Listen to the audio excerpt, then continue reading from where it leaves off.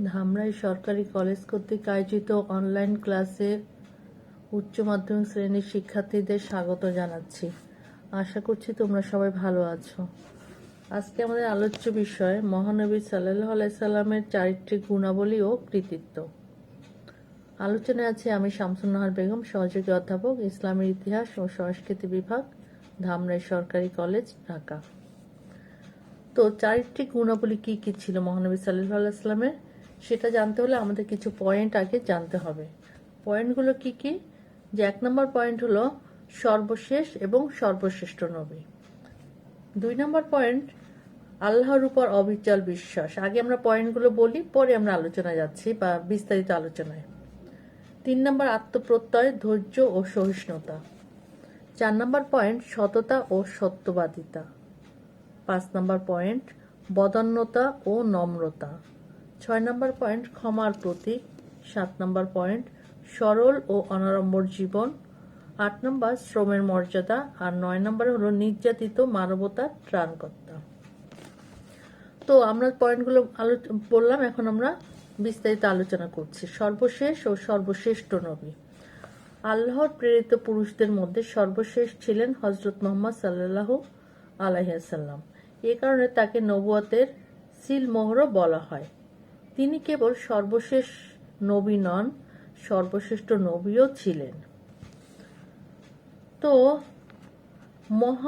মানব চরিত্রের সকল প্রকার মহৎ গুণের সমন্বয় ছিল তার মধ্যে। পবিত্র কুরআনে আল্লাহ তাআলা তার সম্বন্ধে বলেন, হে মুহাম্মদ, নিশ্চয়ই আপনি অনুপম চরিত্রের অধিকারী। তার নিষ্কলুষ চরিত্রে সকল প্রকার গুণ ও মহত্বের ছাপ পরিস্ফুটিত হয়েছে। তার স্বভাবজাত সদাচার, কোমলতা, মহানুভবতা, কর্তব্যনিষ্ঠা, ন্যায়পরায়ণতা ও সহিষ্ণুতা ছিল সত্যি বিস্ময়কর।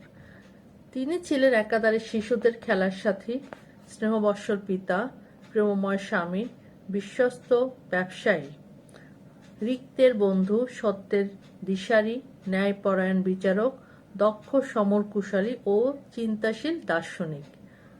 তার জীবন দর্শন গোটা মানবকুলের জন্য আশীর্বাদ স্বরূপ ছিল। দ্বিতীয় পয়েন্ট হলো আল্লাহর উপর অবিচল বিশ্বাস। তো আল্লাহর প্রতি অবিচল ইমানের মূর্ত প্রকাশ ছিলেন হযরত মুহাম্মদ সাল্লাল্লাহু আলাইহি ওয়াসাল্লাম। সুদৃঢ় ইমানই ছিল তার মহৎ চারিত্রিক গুণাবলীর উৎস। তার প্রতিটা কাজে আল্লাহর নির্দেশনার বা আল্লাহর নির্দেশের প্রতিফলন ছিল। কুরাইশদের হাতে তিনি অনেক যাতনা ভোগ করেছিলেন, লাঞ্ছিত হয়েছিলেন, প্রতিকূল পরিবেশের বিরুদ্ধেও তাকে সর্বক্ষণ সংগ্রাম করতে হয়েছে। কিন্তু কখনো তিনি আল্লাহর নির্দেশিত সত্য পথ থেকে বিচ্যুত হননি, বরং স্বার্থহীন কণ্ঠে বলেছিলেন, তারা যদি আমার ডান হাতে সূর্য এবং বাম হাতে চন্দ্র এনে দেয়, তথাপিও সত্যর পথ থেকে বা মহাসত্যের সেবা ও স্বীয় কর্তব্য থেকে বিন্দুমাত্র বিচ্যুত হব না। 3 নম্বর পয়েন্ট হলো আত্মপ্রত্যয়, ধৈর্য এবং সহিষ্ণুতা। তো চরম বিপদের সম্মুখীন হয়েও মহানবী সাল্লাল্লাহু আলাইহি ওয়াসাল্লাম কোনোদিন ধৈর্যহারা হননি বা আত্মবিশ্বাস হারাননি। তৌহিদের বাণীকে বিশ্বে সুপ্রতিষ্ঠিত করতে এবং সামাজিক ন্যায় বিচার সুনিশ্চিত করতে তিনি বিরোধী শক্তি দ্বারা বাধাপ্রাপ্ত হয়ে অমানসিক যন্ত্রণা ভোগ করেছেন, লাঞ্ছিত হয়েছেন, এমনকি প্রাণনাশের ভীতিপ্রাপ্ত হয়েছেন। কিন্তু এত কিছুর পরও তার দৃঢ় বিশ্বাস সত্যের অগ্নিমন্ত্রে এবং উৎসাহ উদ্দীপনা হতে এতটুকু বিচ্যুত হননি। তিনি সবসময় বিপদগ্রস্ত মানুষের নৈতিক এবং আধ্যাত্মিক চরিত্র সংশোধনের সাফল্য সম্পর্কে আশাবাদী ছিলেন। তিনি অন্য ধর্মের প্রতিও সহিষ্ণু ছিলেন। জোরপূর্বক তিনি কাউকে স্বধর্মে দীক্ষিত করেননি। তো তার পরের পয়েন্ট হলো সততা এবং সত্যবাদিতা। নবুয়ত প্রাপ্তির বহু পূর্ব হতেই মহানবী সাল্লাল্লাহু আলাইহি ওয়াসাল্লাম তার সত্যবাদিতা ও বিশ্বস্ততার জন্য আরব সমাজে সুপরিচিত ছিলেন। সে জাহিলিয়ার যুগেও তিনি ছিলেন অন্য আরববাসীদের হতে একটু সম্পূর্ণ ব্যতিক্রম চরিত্র। তার চারিত্রিক মাধুর্যে মুগ্ধ হয়ে আরবগণ তাকে আল-আমিন উপাধিতে ভূষিত করেছেন। কাবা ঘরে কৃষ্ণপাথর স্থাপনকে কেন্দ্র করে বিবদমান বিভিন্ন গোত্রের মধ্যে যে ভয়াবহ পরিস্থিতির উদ্ভব হয়েছিল, মুহাম্মদ সাল্লাল্লাহু আলাইহি সাল্লাম শান্তিপূর্ণভাবে এবং সকলকে সন্তুষ্ট করে সেই সমস্যার সমাধান করেছিলেন। এই ধরনের গোত্রীয় কলহ ও সামাজিক অরাজকতা দমনের উদ্দেশ্যে তিনি মক্কার নিঃস্বার্থ যুবকদের নিয়ে একটি শান্তিসংঘ গঠন করেছিলেন, যার নাম হল হিলফুল ফুজুল। মদিনায় হিজরতের পরও তিনি ইহুদি ও পৈতলিকদের মধ্যে বহু বিবাদ সংঘর্ষের শান্তিপূর্ণ মীমাংসা করেন। স্বীয় স্বার্থের পরিপন্থী হলেও তিনি জীবনে কোনোদিন প্রতারণা, প্রবঞ্চনা ও মিথ্যার আশ্রয় নেননি। হুদাইবিয়ার সন্ধির অঙ্গীকার রক্ষা করতে গিয়ে তিনি মক্কা হতে মদিনায় আগত মুসলমানদেরকে গ্রহণ করতে অস্বীকার করেছিলেন। তারপর হলো বদন্যতা ও নম্রতা। মহানবী সাল্লাল্লাহু আলাইহি সাল্লাম আত্মের সেবায় নিজেকে উৎসর্গ করেন। তার বদন্যতার অসংখ্য প্রমাণ পাওয়া যায়। বিপদে ধৈর্য, দয়া, দাক্ষিণ্য, অনুকম্পা তার চরিত্রের ভূষণ ছিল। তিনি বলতেন, আমি শাস্তি প্রদানের জন্য আবির্ভূত হইনি, শান্তি দূত হিসাবে এসেছি। তিনি ছিলেন নম্র ও মিষ্টভাষী। তিনি কাউকে আঘাত দিয়ে কখনো কথা বলেননি, এমনকি দাসদাসীদের প্রতিও তিনি সদয় ব্যবহার করতেন। তারপর হলো ক্ষমার প্রতীক। যে মহানবী সাল্লাল্লাহু আলাইহি সাল্লাম ছিলেন ক্ষমার মূর্ত প্রতীক। তার সংস্পর্শে আগত শত্রু মিত্র সকলেই তার নম্র, বিনয়ী এবং অমায়িক ব্যবহারে মুগ্ধ ছিলেন। তিনি কোনোদিন রূঢ় আচরণ দ্বারা কাউকে মনোকষ্ট দেননি। যুদ্ধবন্দীদের প্রতিও ক্ষমা প্রদর্শন ও উদার ব্যবহার দ্বারা তিনি শত্রুর মন জয়ের যে দৃষ্টান্ত স্থাপন করেন তা তুলনাহীন।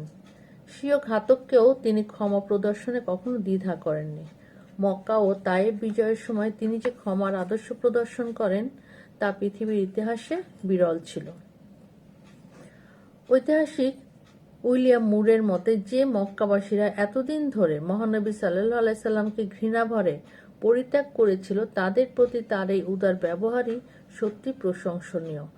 বিদায় হজের উপলক্ষে বা বিদায় হজ উপলক্ষে তিনি আরাফাত ময়দানে যে ভাষণ দিয়েছিলেন তা সর্বকালের সর্বদেশের জন্য একটি মানবিক সনদ হয়ে থাকবে। কৌলিন্য, দাস প্রথা, নরহত্যা এবং অসামাজিক প্রথার বিরুদ্ধে তীব্র প্রতিবাদ করে তিনি সাম্য এবং মৈত্রের এক নবযুগের সূচনা করেন। পরের পয়েন্ট হলো সরল এবং অনাড়ম্বর জীবন। মহানবী সাল্লাল্লাহু আলাইহি সাল্লাম সরল, সহজ, সাধারণ এবং অনাড়ম্বর জীবন যাপন করতেন। স্বহস্তে তিনি গৃহের যাবতীয় কাজকর্ম, এমনকি দুগ্ধ দহন, ঘরবাড়ি পরিষ্কার, জুতা মেরামত করতেন। তার বেশভূষায় আড়ম্বরতা প্রকাশ পায়নি। তো সাদাসিধে জীবনযাত্রার আদর্শ দ্বারা তিনি ধর্ম ও কর্ম এবং ইহলৌকিক ও পরলৌকিক জীবনধারার আদর্শ সমন্বয় সাধন করেন। তারপর হলো শ্রমের মর্যাদা। মহানবী সাল্লাল্লাহু আলাইহি সাল্লাম শ্রমের মর্যাদা দান করতেন, অর্থাৎ শ্রমের মর্যাদা দিতেন। তিনি নিজে মদিনার মসজিদ নির্মাণে এবং খন্দক অর্থাৎ পরিখা খনন কাজেও সক্রিয়ভাবে অংশগ্রহণ করে শ্রমের মূল্যবোধ প্রতিষ্ঠিত করেন। কোনো কাজকে তিনি ছোট মনে করতেন না। প্রখ্যাত দার্শনিক আল্লামা গাজ্জালি বলেন, হযরত মুহাম্মদ সাল্লাল্লাহু আলাইহি সাল্লাম পালিত পশু পাখিদের আহার্য তিনি দান করতেন, পশু পাখিদের তিনি খাবার দান করতেন, গাভী দহন করতেন, গৃহেও ধোয়া মোছা করতেন, খাদেমের সঙ্গে একত্রে খেতেন, ভৃত্যের কাজে সাহায্য করতেন, বাজার হতে খাদ্যদ্রব্য কিনে আনতেন। তিনি সমগ্র বিশ্বের বিভিন্ন ধর্ম, সম্প্রদায়, আদর্শ ও মতবাদ সম্পন্ন মানব জাতিকে ঐক্যবদ্ধ করে কোনো একজনের শাসনাধীনে আনা হতো। তবে একমাত্র মহানবী সাল্লাল্লাহু আলাইহি সাল্লামই সর্বাপেক্ষা সুযোগ্য নেতারূপে তাদেরকে শান্তি ও সমৃদ্ধির পথে পরিচালিত করতে পারতেন। তো তিনি ছিলেন নির্যাতিত মানুষের ত্রাণকর্তা। আরবের অধিবাসীরা যখন জুলুম ও অবিচারে নির্যাতিত, নিষ্পেষিত, তখন হযরত মুহাম্মদ সাল্লাল্লাহু আলাইহি সাল্লাম দুনিয়ায় এসেছিলেন মজলুম মানুষের ত্রাণকর্তা হিসাবে। মাত্র 22 বছর সময়ের মধ্যে তিনি সভ্যতা বিবর্জিত, কুসংস্কারাচ্ছন্ন পৈতলিক আরব জাতিকে এক সুসভ্য জাতিতে পরিণত করে তাদেরকে নৈতিক ও আত্মিক পতনের অন্ধকূপ থেকে তৌহিদ, নীতিবোধ ও ন্যায়পরায়ণতার উচ্চতম স্তরে উন্নীত করেছিলেন। সকল গোত্রীয় কলহ দূরীভূত করে গোটা আরব জাতিকে তিনি ঈমান ভিত্তিক ঐক্যের বন্ধনে বেঁধেছিলেন। তার দৃষ্টিতে ও তার প্রণীত আইনের কাছে আপন পর, মুসলিম অমুসলিম সকলেই ছিল সমান। মহানবী সাল্লাল্লাহু আলাইহি সাল্লাম ছিলেন দরিদ্র, অসহায়, দুর্বল ও মজলুমের বন্ধু। তিনি মানুষের হাসি কান্নার শরিক ছিলেন। শোকার্ত ও দুঃখপ্রীত মানুষকে তিনি আন্তরিক সমবেদনা প্রদর্শন করতেন এবং তাদের মুখে এবং তাদের দুঃখভোগের সঙ্গী ছিলেন। অভাবের সময় তিনি ক্ষুধার্তকে নিজ খাদ্যের ভাগ প্রদান করতেন, অর্থাৎ অভাবের সময় তিনি মানুষকে নিজের খাবার থেকে ভাগ দিতেন এবং প্রতিবেশী প্রত্যেকটি মানুষের ব্যক্তিগত সুখ স্বাচ্ছন্দ্য আন্তরিকভাবে কামনা করতেন। তিনি দাসী ও অধীন লোকদের প্রতি সর্বাধিক মানবোচিত আচরণ করতেন।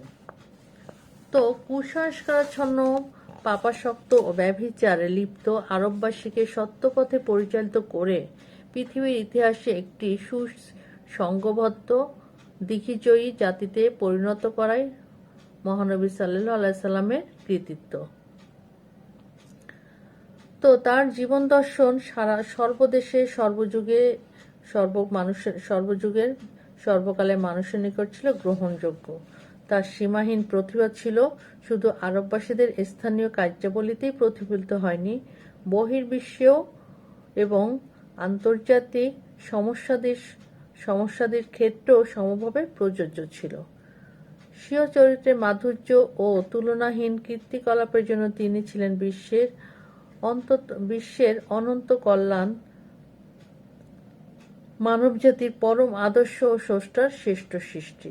হযরত মুহাম্মদ সাল্লাল্লাহু আলাইহি সাল্লামের চরিত্রের ভূয়সী প্রশংসা করতে গিয়ে জোসেফেল বলেন যে মহানবী সাল্লাল্লাহু আলাইহি সাল্লাম এমনই একজন মহাপুরুষ ছিলেন যাকে না হলে বিশ্ব অসম্পূর্ণ থেকে যেত। তিনি নিজেই নিজের তুলনা। তার কৃতিত্বপূর্ণ ইতিহাস মানবজাতির ইতিহাসে একটা সমুজ্জ্বল অধ্যায় রচনা করেছে। তো মহানবী সাল্লাল্লাহু আলাইহি সাল্লামের চারিত্রিক গুণাবলী আমরা পেয়ে গেলাম। এখন মহানবী সাল্লাল্লাহু আলাইহি সাল্লামের কৃতিত্ব কি? জাতি হিসাবে মহানবী সাল্লাল্লাহু আলাইহি সাল্লামের কৃতিত্ব যে মহানবী সাল্লাল্লাহু আলাইহি সাল্লাম শুধুমাত্র একজন ধর্মপ্রচারক ও সমাজ সংস্কারক ছিলেন না, তিনি এক মহান ও শক্তিশালী জাতির প্রতিষ্ঠাতাও ছিলেন। ইসলাম পূর্ব যুগে আরববাসীদের মধ্যে কোনরূপ ঐক্যবোধ ও জাতীয় চেতনা ছিল না। গোত্রপ্রীতিতে তারা এত বেশি আসক্ত ছিল যে বৃহত্তর রাষ্ট্র বা জাতি গঠনের কোনো ধারণাই তাদের মধ্যে ছিল না। তারা কলহ বিবাদে লিপ্ত থেকে বিষময় এবং বিশৃঙ্খলপূর্ণ জীবনযাপন করত। তিনি শুধু ধর্মের মাধ্যমে প্রথমে তাদের মধ্যে সকল কৃত্রিম ভেদাভেদ ও দ্বন্দ্ব কলহের অবসান ঘটান। গোত্রীয় প্রীতির পরিবর্তে তিনি তাদেরকে মানবতাবোধের মহান আদর্শে অনুপ্রাণিত করে তোলেন। ঐতিহাসিক পি.কে. হিত্তি বলেন, আরবের ইতিহাসে রক্তের পরিবর্তে শুধু ধর্মের ভিত্তিতে সমাজ গঠনের এটাই প্রথম প্রচেষ্টা। তো মদিনার আনসার এবং মুহাজির মুসলমানদের মধ্যে সর্বপ্রথম বিশ্ব ভ্রাতৃত্বের মহান আদর্শে তিনি এক সৌহার্দ্যপূর্ণ সম্পর্ক স্থাপন করেন। ফলে এক নতুন সমাজ এবং নতুন সভ্যতা এবং আরবের বুকে এক নবযুগের সূচনা করে। তিনি মুসলমান, অমুসলমান এবং জাতি ধর্ম নির্বিশেষে সকল শ্রেণীর মানুষের সদিচ্ছা ও সহযোগিতার ভিত্তিতে একটা জাতি গঠনের চিন্তা করেন। তার এই প্রচেষ্টা সাফল্যমণ্ডিত হয়। তো মদিনাতে সকল বংশ, গোত্র এবং ধর্মের মানুষের সমন্বয়ে তিনি এক শক্তিশালী প্রজাতন্ত্র প্রতিষ্ঠা করেন। এই উদ্দেশ্যে তিনি মদিনার ইহুদি এবং খ্রিস্টানদেরকেও সনদ দ্বারা তাদের স্ব ধর্ম স্বাধীনভাবে পালনের অধিকার প্রদান করেন এবং তাদের জানমাল রক্ষারও প্রতিশ্রুতি দেন। সকল ধর্মাবলম্বী লোকদের পূর্ণ নাগরিক স্বাধীনতাও তিনি দান করেন। তিনি তাদের সমন্বয়ে এবং সদিচ্ছার ভিত্তিতে যে জাতি গঠন করেন তা অতি অল্প সময়ের মধ্যে সবজে বীর্যে, জ্ঞান বিজ্ঞানে ও শিক্ষা সভ্যতায় উন্নতির চরম শিখরে আরোহণ করে। মানুষ যে দুনিয়ার স্বর্গতুল্য শান্তির রাজ্য প্রতিষ্ঠা এবং সকল ধর্মের সমন্বয়ে এক মহান জাতি গঠন করতে পারে 1400 বছর পূর্বে মহানবী সাল্লাল্লাহু আলাইহি সাল্লামের 1400 বছর পূর্বে মহানবী সাল্লাল্লাহু আলাইহি সাল্লাম তার উজ্জ্বল দৃষ্টান্ত রেখে গেছেন। তো মহানবী সাল্লাল্লাহু আলাইহি সাল্লাম মদিনার ঐশীতন্ত্র ও গণতন্ত্রের সমন্বয়ে গঠিত রাষ্ট্রটি স্থাপন করে এর শাসনতান্ত্রিক ও প্রশাসনিক কাঠামো গড়ে তোলেন। রাষ্ট্রীয় প্রশাসনে তিনি যে সামরিক, রাজস্ব, অর্থনৈতিক ইত্যাদি ব্যবস্থার অবকাঠামো গড়ে তোলেন তার উপর ভিত্তি করে কালক্রমে মুসলিম প্রশাসন বিকাশ লাভ করে। মহানবী সাল্লাল্লাহু আলাইহি সাল্লাম ছিলেন বিশ্ব শান্তি প্রতিষ্ঠার অগ্রদূত। তিনি প্রেরিত হয়েছিলেন শান্তির বাণী নিয়ে বিশ্বের শান্তি ও সমৃদ্ধি প্রতিষ্ঠা করতে। পরধর্মে যেমন মহানবী সাল্লাল্লাহু আলাইহি সাল্লাম ছিলেন পরম সহিষ্ণু, তেমনি পররাষ্ট্রের প্রতিও তার বাণী ছিল শান্তি, সমৃদ্ধি ও ভ্রাতৃত্বের।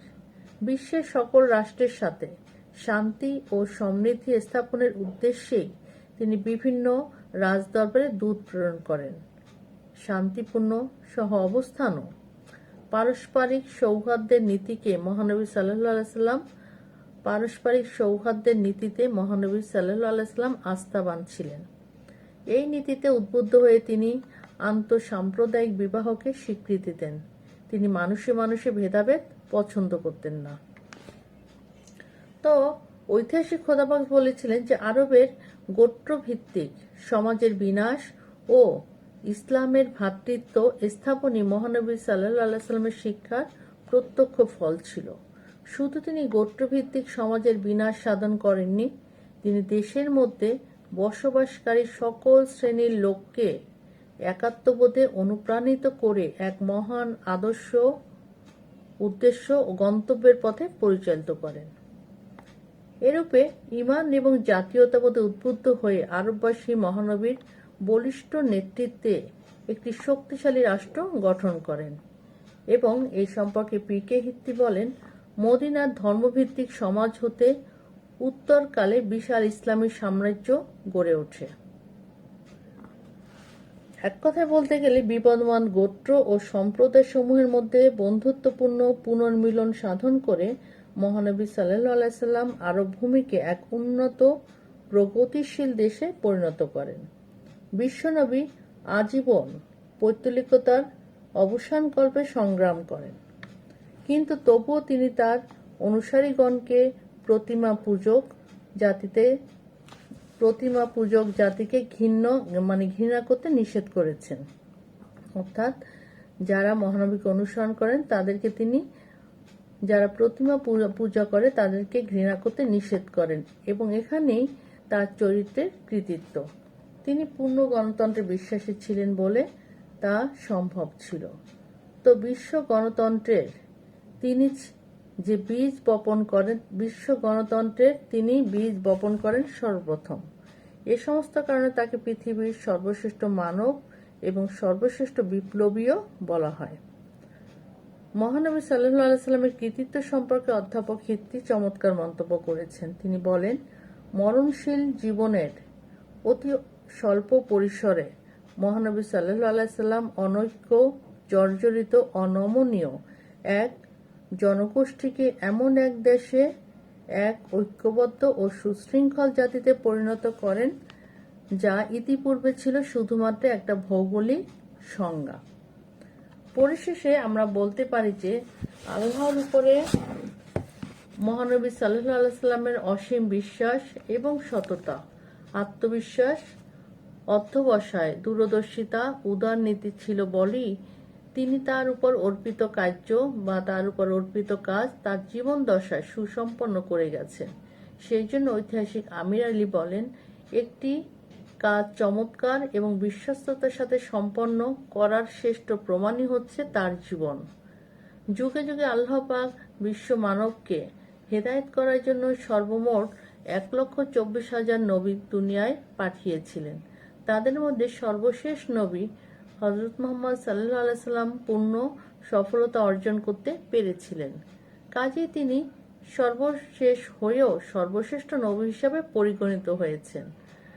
তো বিশ্বের সমস্ত ধর্ম প্রচারকদের মধ্যে মহানবী সাল্লাল্লাহু আলাইহি সাল্লাম সর্বাপেক্ষা কি ছিল?